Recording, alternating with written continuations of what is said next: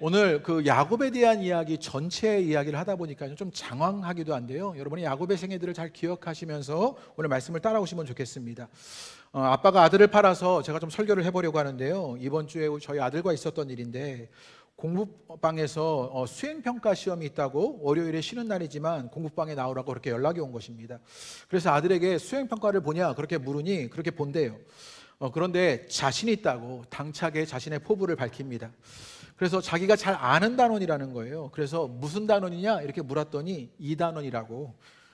이게 안 웃기군요. 무슨 단원이냐고 물었더니 자신 있는 그 단원이 이 단원이라고 이렇게 말합니다.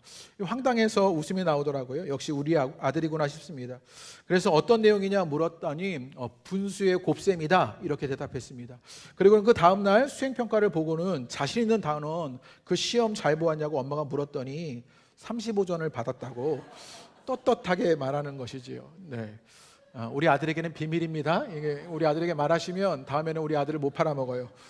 우리 아들에게 비밀을 지켜주시고요. 그렇다고 우리 아들이 부끄럽냐? 전혀 그렇지 않습니다. 주어진 아들이 그런 걸 어떻게 하겠어요?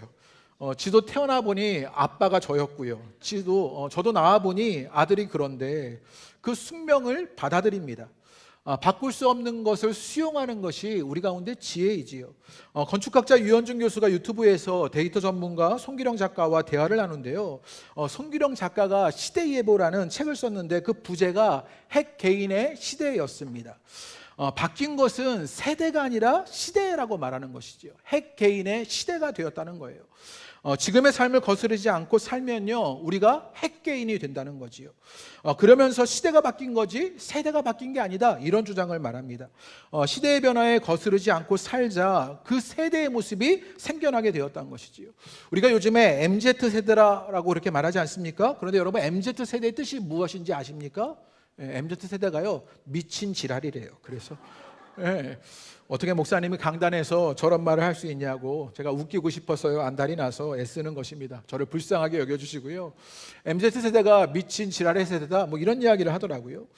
이전까지 우리가 MZ세대다 기성세대다 이렇게 세대를 불렀는데 어떤 시점에서 태어난 사람들의 특징을 말하였는데 실은요 시대의 변화에 따른 그 모습의 세대가 생겨나게 되었다.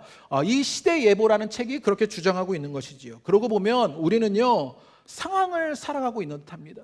우리가 주어지는 시대를 살아가고 있는 것뿐이지요. 올해 가슴에 남는 글이 있었는데 이어령 선생님의 마지막 수업의 책에서 이 글이었습니다. 제가 읽어드리지요. 예전에도 인용해드린 적이 있는데 한국인은 정량적인 것과 정성적인 것, 원칙과 직관을 융합해버려요. 그래서 조직도 오거나이즈가 잘 되는 시스템보다 비상시에 만드는 임시조직이 더 잘 굴러가. 한국 사람이 위기에 강하다고 하는데 위기에 강한 게 아니라 예측할 수 없는 상황에 강한 거라네요. 한국 사람들은요 예측할 수 없는 상황에 강한 자들이다 이렇게 말하지요. 한국인들은 미리 계산하고 계획하고 자로된 듯 원칙에 맞게 행동하지 않고 흐르듯이 상황에 맞춰 직관적으로 반응하는 거지요. 그렇지. 우리말에 버려두라는 말이 있지. 버리는 것과 두는 것의 중간이에요. 그런데 버려두면 부풀고 발효가 되고 생명의 흐름대로 순리에 맞게 생명 자본으로 가게 된다네. 그게 살아있는 것들의 힘이야. 버리는 건 쓸모없다고 부정하는 거잖아. 버려두는 건 그 흐름대로 그냥 두는 거야. 우리는요 계획을 살기보다 계산하고 살기보다 어쩌면 주어진 상황을 사는 것이 우리라고 말하는 것이지요. 그래서 예측할 수 없는 상황에 강하게 살아가는 게 우리들의 모습인 것이요. 흐름대로 그냥 살아가는 모습이 우리다라고 말하는 것이요. 어쩌면 우리 모두는 주어진 상황을 흐름대로 살아가고 있는지 모르겠습니다. 그런데 오늘 우리와 같은 사람이 성경에 등장합니다. 그게 누구냐면 바로 야곱입니다. 야곱도 주어진 상황을 그 삶을 살아갈 뿐입니다. 지금 오늘 본문의 이야기는요 요셉이 애굽의 총리가 되었고요 형제들이 아버지 야곱에게 그 소식을 알려주게 돼요. 흉년으로 살기 어려운 그 팔레스타인 땅을 떠나서 야곱의 가족들을 다 데리고 애굽으로 내려가게 되었습니다. 그리고 요셉이 바로를 만나 그의 형제들을 먼저 소개해요. 그리고 아버지 야곱을 지금 바로 왕에게 소개하게 됩니다. 나이가 지극히 보이는 노인이 된 이 야곱이요 바로를 만나서 어떻게 하느냐 축복합니다. 그러자 바로가요 연세가 어찌 된 것이냐 나이를 물어요. 그러니까 야곱이요 이런 대답을 합니다. 그게 9절의 말씀인데 우리 한번 읽어보죠. 읽겠습니다. 시작. 야곱이 바로에게 아뢰되 내 나그네 길의 세월이 130년이니이다. 내 나이가 얼마 못되니 우리 조상의 나그네 길의 연조에 미치지 못하나 험악한 세월을 보내었나이다 하고 라고 말합니다. 지금요 야곱이 바로를 만나게 되었어요. 그리고는요 바로를 축복하고는 그래 네 나이가 얼마나 되었냐라고 물으니까 내가 나그네 길을 살았다 이런 얘기를 해요. 그러면서 내가 험악한 세월을 살았노라 자신의 삶을 말하는 것이지요. 그러면서 우리 조상의 나그네 길의 연조에 미치지 못하나 이런 말을 했는데요. 아브라함은 175세까지 살았고요. 이삭은 180세까지 살았으니 야곱은 지금 130년을 살았으니 그 연조에는 미치지 못해요. 그런데 그 길이 어땠냐면 나그네 길의 세월이다 이렇게 말해요.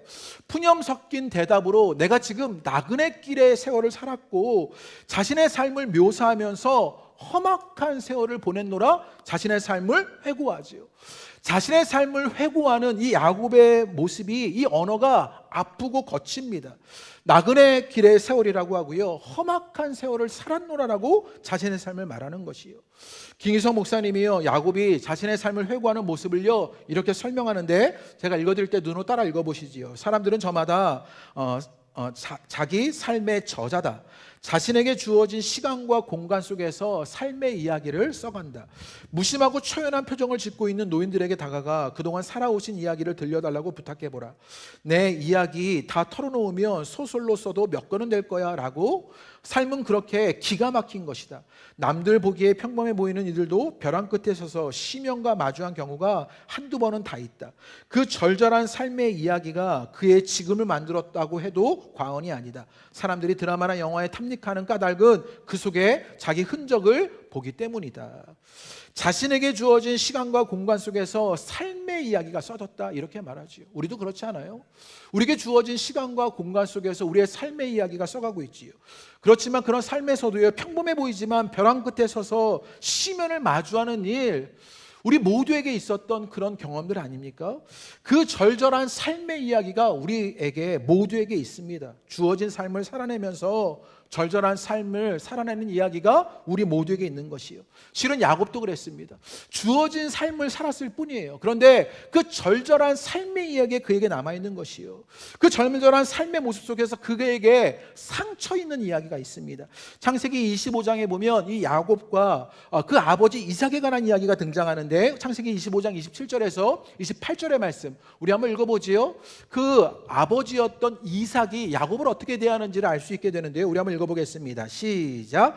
그 아이들이 장성함에 에서는 익숙한 사냥꾼이었으므로 들사람이 되고 야곱은 조용한 사람이었으므로 장막에 거주하니 이삭은 에서가 사냥한 고기를 좋아하므로 그를 사랑하고 리브가는 야곱을 사랑하였더라. 지금요 창세기 25장의 기록에서 이 야곱이 겪고 있는 자신이 주어지는 삶 속에서 어떤 절절한 이야기가 있는지, 그래서 그 절절한 이야기 속에 어떤 상처가 있는지를 오늘 25장에 보여주는데, 아버지 이삭은요 누구만 사랑했냐면 형 에서만을 사랑합니다. 형 에서만을 인정하고 있는 것이지요. 야곱은 아버지의 인정과 사랑을 받지 못해서 그 마음에 아버지 사랑에 대한 결핍, 그 아버지가 인정해 주지 않는 그 인정에 대한 결핍을 가지고 살아갑니다. 어떤 것으로도 채울 수 없고 야곱을 계속 따라가는 그 결핍이 야곱에게 있는 것이요. 야곱에게 주어진 그 삶 속에 이삭으로 일어난 결핍의 상처가 있는 것을 보게 되는 것이요. 한 여자 집사님의 이야기를 들었는데요.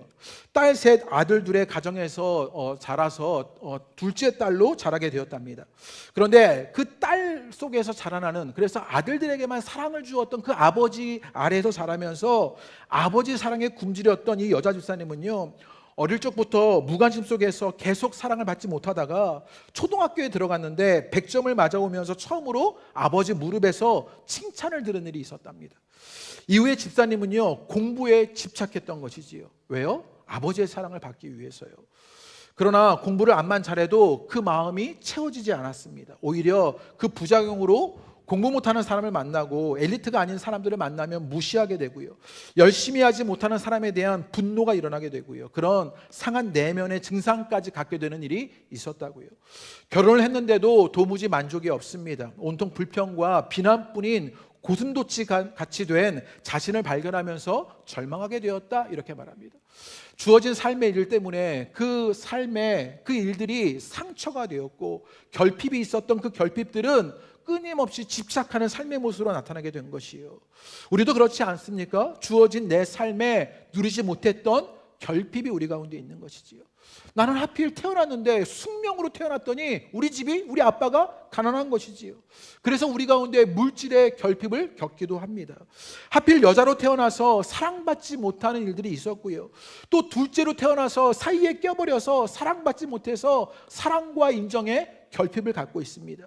맏딸로 태어나면서 끊임없이 책임지기만 하면서 자유롭게 살아보지 못했더라고 말하면서 나를 표현하지 못한 그 결핍을 가지고 살기도 하고요. 살면서 가족들 때문에 내가 그들 책임지면서 내 꿈 펼쳐보지 못했어라고 자신의 마음에 있는 그 꿈의 결핍들을 가지고 살기도 합니다.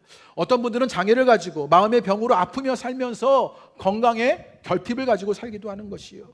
주어진 삶에서 그 결핍이 우리 가운데 상처가 되고 있는 것을 보게 되는 것이요. 어쩌면 우리도 이런저런 아픔을 가지고 살아가는 것이 그 절절한 삶 속에 담겨져 있는 우리들의 모습입니다. 그런데 이런 결핍의 상처가 야곱에게 만들어냈던 것이 무엇이었냐? 야곱은요, 그 결핍으로 인한 상처 속에서 집착하게 됩니다. 무엇에 집착했느냐? 야곱은요, 장자권에 집착해요. 내가 형 에서처럼 장자였어도 하면서 그 장자권에 집착하는 것이지요. 그렇게 야곱의 삶은요, 집착하는 삶이었습니다. 왜 아버지는 형 에서만 사랑하고 남은 사랑하지 않았을까? 그런 질문을 스스로에게 많이 그렇게 질문했는지 모릅니다.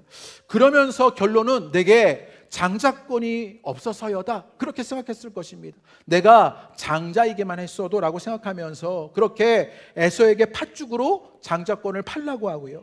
아버지를 속이면서 결국 장자권의 축복을 가로채는 일이 야곱에게 있었던 것이요. 그런데 그 장자권을 집착해서 아버지를 속여서 받은 그 장자권으로도요, 그 결핍이 채워지질 않아요. 야곱의 장자권을 가로챈 후에 도망가면서 루스 땅에서 하나님의 임재를 경험해요. 그곳을 베델이라고 말하는 일이 있지요. 그런데 하나님이 야곱에게 그때 뭐라고 하셨냐면요, 우리 28장 15절의 말씀 한번 읽어보시오. 장자권, 집착하여서 그렇게 받았던, 쟁취했던 그 장자권으로도 채워지지 않는 야곱의 모습을 볼 수 있는데, 하나님이 야곱을 찾아오셔서 이렇게 말씀하십니다. 우리 28장 15절 말씀 다 같이 읽어보지요. 시작. 내가 너와 함께 있어 내가 어디로 가든지 너를 지키며 너를 이끌어 이 땅으로 돌아오게 할지라. 내가 내게 허락한 것을 다 이루기까지 너를 떠나지 아니하리라 하신지라. 하나님이여 조건 없이 야곱에게 약속하여 주셔요. 그 사랑의 마음을 표현해서 네가 어딜 가든지 내가 함께 하겠다. 야곱이 무엇을 해서가 아니에요. 그저 하나님이 야곱을 찾아가서 조건 없이 너와 함께 하겠다고 약속해 주셔요. 존재로 사랑하고 약속해 주신 일이 야곱에게 일어났던 것이지요. 그런데 결핍의 상처로 그 장자권에 집착했던 야곱이요, 이 사랑을 어떻게 받아들이냐, 이 약속을 어떻게 받아들이냐면요, 28장 20절에서 22절의 말씀도 한번 읽어보지요. 읽겠습니다. 시작. 야곱이 서원하여 이르되 하나님이 나와 함께 계셔서 내가 가는 이 길에서 나를 지키시고 먹을 떡과 입을 옷을 주시어 내가 평안히 아버지 집으로 돌아가게 하시오면, 이렇게 보지요. 먹을 떡과 입을 옷을 주시어 내가 평안히 아버지의 집으로 돌아가게 하시오면 조건을 달아요. 그리고 계속 읽지요. 여호와께서 나의 하나님이 되실 것이요 내가 기둥으로 세운 이 돌이 하나님의 집이 될 것이요 하나님께서 내게 주신 모든 것의 10분의 1을 내가 반드시 하나님께 드리겠나이다 하였나이다. 하나님이요, 결핍의 상처 속에서 집착하는 야곱에게 찾아오셨어요. 내가 너와 함께 하겠다, 사랑으로 약속, 조건 없이 약속. 그런데 그 반응에 야곱이 어떻게 반응하냐면, 내가 평안히 아버지 집으로 돌아가게 하시면 조건을 달지요. 그러면 내가 주님 앞에 드리겠습니다. 조건적인 신앙을 하고 있는 야곱의 모습을 보게 되는 것이요. 존재 자체로 온전한 사랑을 받아본 적 없는 야곱이 상처로 인해 결핍이 가득했던 것이지요. 그래서 하나님의 사랑도 온전히 받을 수 없어서 조건을 붙이고 있는 것입니다. 존재 자체로 사랑받지 못해 행위를 해야 사랑을 받는다고 여기고 있는 야곱의 모습을 보게 되는 것이에요.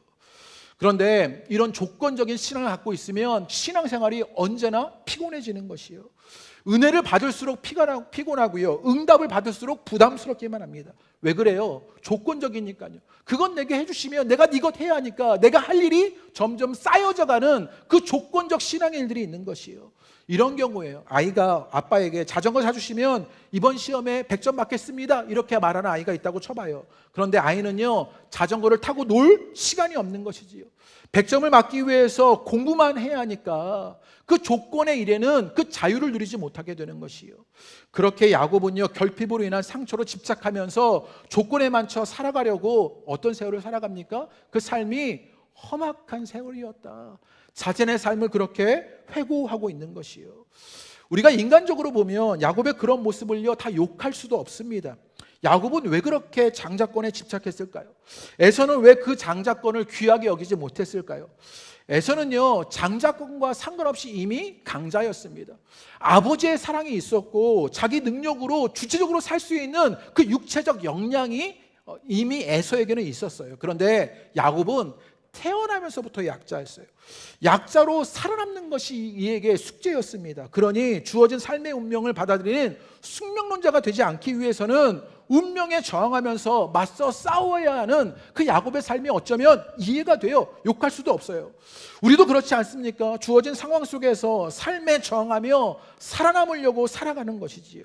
야곱도 운명에 저항하며 맞서 싸웠습니다. 치열하게 살았고요, 쟁취하며 살았어요. 그러다가 빼앗는 삶이 되었던 것이지요.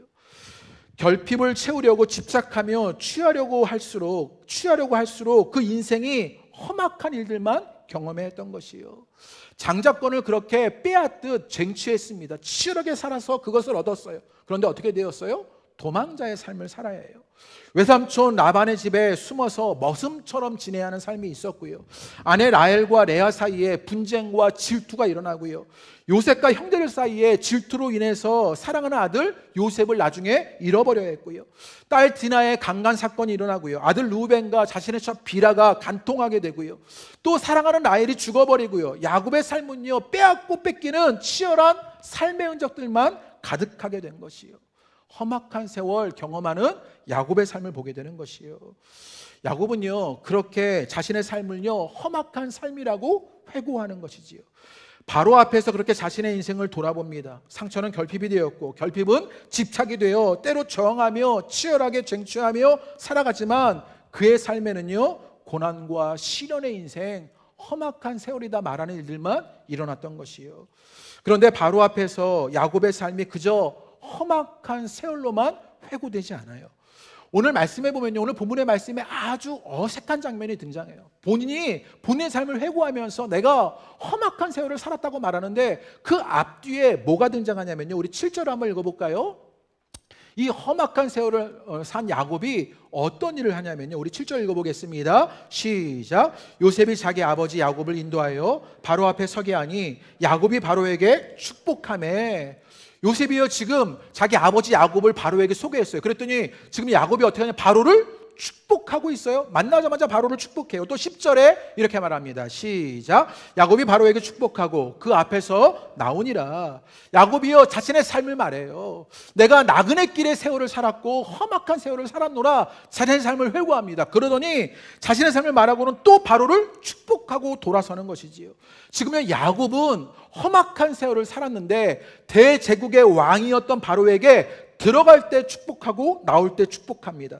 게다가 바로 앞에 선 형제들은요, 그 형제들, 요셉의 형제들은요, 뭐라고 자신들을 표현하냐면 3절과 4절 말씀해 보면요, 그 요셉의 형제들은 바로 앞에서 종들은 이렇게 자신을 낮추어 얘기해요. 종들은 이라고 말했는데 지금 9절의 말씀에 야곱이 자신의 삶을 회고하면서 내 연수는, 내 생은 말하면서 자신을 1인칭으로 말하며 당당하게 그렇게 담대하게 바로 앞에서 말하고 있는 것을 보게 되는 것이요. 험악한 세월을 살았는데, 나그네 길의 세월을 살았는데 야곱이 바로를 축복해요. 여러분, 축복은 누가 하는 것입니까? 축복은요, 흔히 어른들이에요. 우리가 어른들께 절하고 그렇게 그 축복을 받는 일들이 있잖아요. 높은 분이 낮은 분에게 하는 것이 축복입니다. 그런데 비록 나그네 길의 세월을 살았지만, 그렇게 험악한 세월을 살았지만, 그래서 지금 애굽으로 피난왔지만 야곱이 바로를 축복하고 있는 것을 보게 되는 것이에요. 어떻게 그럴 수 있었을까요? 제가 자랑질 하나를 해보려고 합니다. 어제 주민자치회에서 화정이동 주민총회가 있었어요. 그래서 하마공원에서요 화정이동 주민총회를 막 열심히 했는데요, 제가 2년 전부터 그 주민자치회에 참여하게 되었고 위원으로 열심히 참여하고 있는 중인데 새로운 위원분이 오신 거예요. 그래서 저희 분과에 함께 참여하시게 되었습니다. 그 새로운 위원분이 옆에 앉으셔서 그동안 같이 했던 다른 한 위원분이 저를 소개해 주시는 거예요. 저를 딱 소개해 주시면 뭐라고 소개해 주세요? 저를 품격 있는 분이라고 이렇게 1부 때도 비웃으시더니 2부에도 비웃으시면 저를 품격 있는 분이라고 이렇게 소개를 해주시는 거예요. 이게 얼마나 당황스러운 그런 소개입니까? 품격 있는 분이라고 저를 이렇게 소개해 주시는 거예요. 제가 어떠냐고 그렇게 그분에게 말씀하시는 게 무엇이었냐면, 부정적인 이야기도 품격 있게 상대방 기분 상하지 않게 멋지게 해준다고 그렇게 저를 알려주시는 거예요. 제가 가스라이팅을 당하고 있는 건지도 모릅니다. 그래서 주민자치회 포기하지 않고 열심히 일하게 하려고 가스라이팅 하는 것일지도 모르겠는데요. 아무튼 그렇게 제게 그런 품격이 있다고 저를 소개해 주셔요. 그런데 그분이 그렇게 느껴지기에 제게 그 품격이 어떻게 생겨나게 되었겠냐고요. 제가 그렇게 품격이 있어 보입니까? 여러분 비웃었잖아요. 그 품격이 내게 어떻게 일어나게 되었냐? 저도요 나름 목회하면서 조금은 험악한 세월, 여러분보다는 아니지만 살아왔기 때문이지요. 여러 가지 험악한 세월 치열하게 살면서 쟁취하려고 해보고 운명에 거스리고 살면서 발버둥 치는 삶이 있었습니다. 그 험악한 세월 속에서 조금 그것 경험해 보니 품격이 일어나게 되었던 것이지요. 그 험악한 세월 속에서 다르게 볼 수 있는 일이 일어났고 보지 못하는 것을 볼 수 있는 일도 일어났던 것이요. 야곱이 그랬다고요. 험악한 세월을 살아갑니다. 그 험악한 세월을 살아간 사람이 되어서 다르게 볼 수 있는 일이 있었고요, 보지 못하는 것을 볼 수 있는 일이 야곱에게 일어납니다. 그러자 그가 어른이 되어서 바로를 축복하고 있는 것이요. 자기의 삶이 평안하기만 하면 축복할 능력이 별로 없습니다. 왜냐하면 우리의 인생살이에 고통 시련이 때로 우리를 행복하기만 하면 보지 못하게 하는 세계를 보게 하는 것을 보게 되는 것이요. 그래서 야곱이 바로를 축복할 수 있었던 것, 그 고통과 시련이 다르게 볼 수 있게 하고 보지 못하는 것을 보게 되었던 것이요. 여러분에게 이 은혜의 일들이 일어나시게 되기를 주님의 이름으로 축복합니다. 내가 기왕 험악한 세월을 살았다면, 내가 주어진 삶을 살아가면서 절절한 인생의 이야기가 내게 있지만 내가 다르게 볼 수 있고 보지 못하는 것을 볼 수 있어 다른 이들을 축복할 수 있는 어른이 되어가는 것이요, 그 깊이가 생겨나게 되는 것이요, 그 은혜의 일들이 그 고난 속에서도 그 상처 속에서도 여러분에게 남겨지게 되기를 주님의 이름으로 축복합니다. 또 그 험악한 세월 속에서 야곱에게 있었던 것이 무엇이냐? 야곱의 인생에 아주 큰 전환점이 일어나는 일이 있습니다. 에서에게서 장자권을 빼앗아 도망했어요. 도망가 살면서 외삼촌에게서 머슴처럼 살아갑니다. 치열하게 쟁취하며 살면서 운명의 정황에 살아가던 야곱이요, 삼촌 라반을 떠나서 고향으로 돌아가려고 합니다. 그때 이미 야곱은요 큰 일가를 이루었어요. 아내와 자식들을 두었고요, 재산도 많이 있게 되었습니다. 그런데 고향으로 가는 그 길이요 쉽지만은 않았어요. 왜 그랬느냐? 에서가요, 그 형 에서가 자기를 죽이려고 벼르고 있었기 때문이지요. 형 에서를 만나는 그 고향 땅이 멀지 않은 길에 그 야복 강가에 다다르게 되었을 때 야곱은요 잠이 오지 않는 거예요. 여러 대책을 세워 준비했지만 여전히 불안합니다.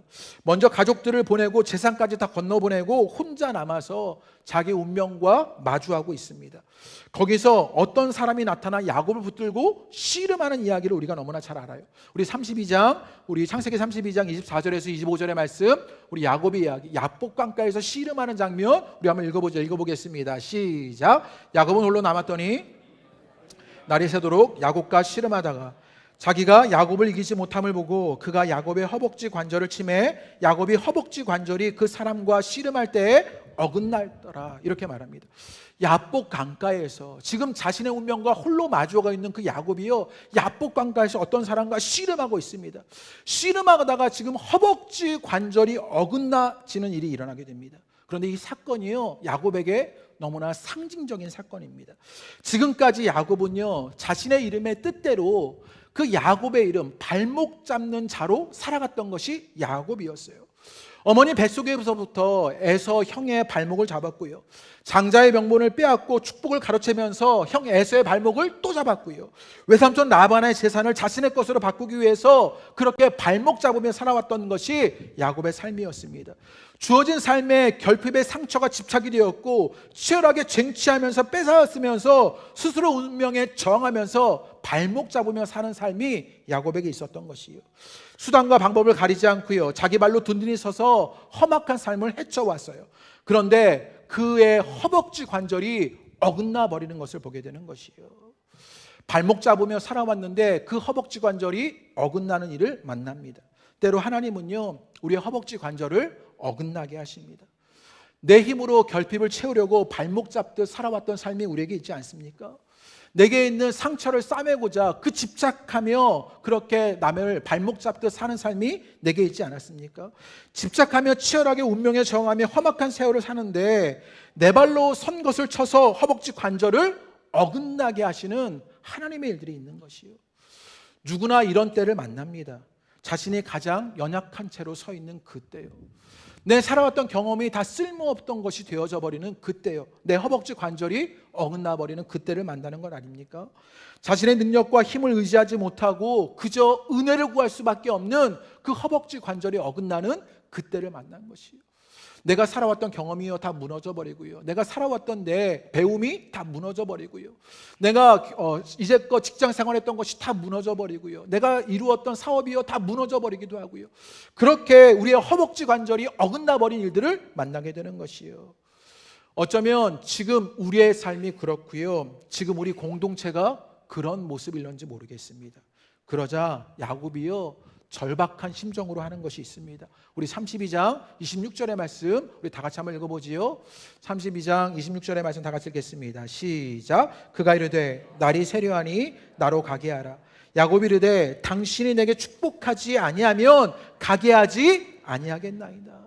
지금요 내 허벅지 관절을 어긋나게 했던 그 사람을 붙잡고 뭐라고 하면 당신이 내게 축복하지 아니하면 가지 않겠습니다. 절박하게 붙잡고 있는 것이요.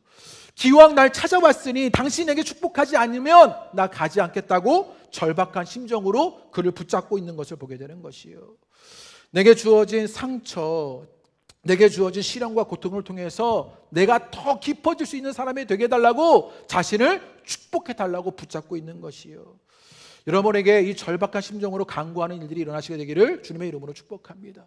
때로 우리의 삶에 어긋나버리는 그 허벅지의 관절이 어긋나버린 일들을 만날런지 몰라요.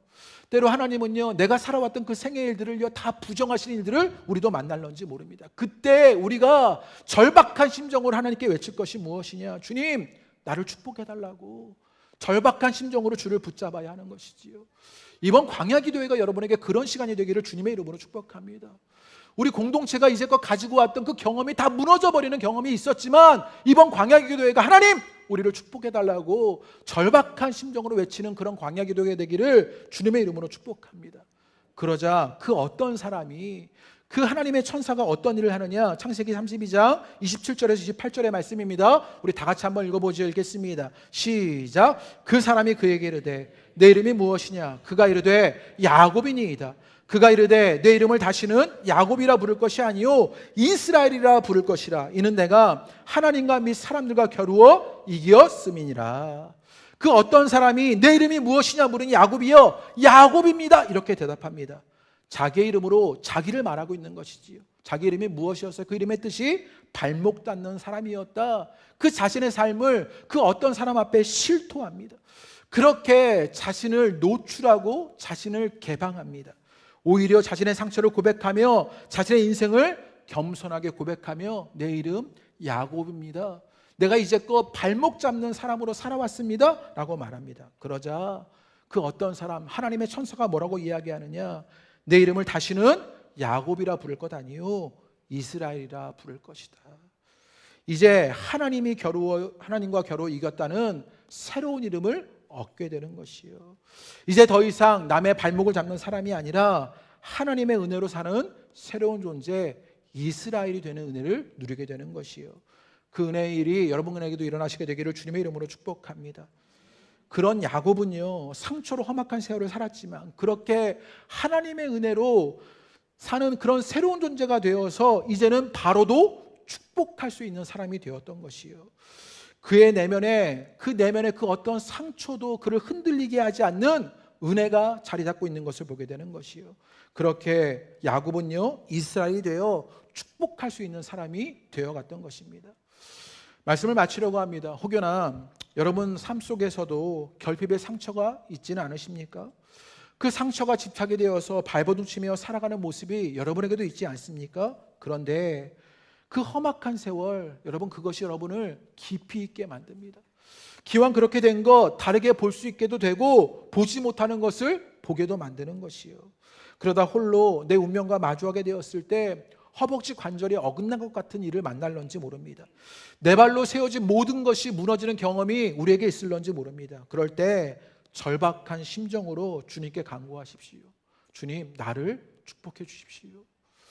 우리의 모든 경험이 무너져버린 그때에 주님 앞에 기도하시지요. 주님, 우리를 축복하여 주소서.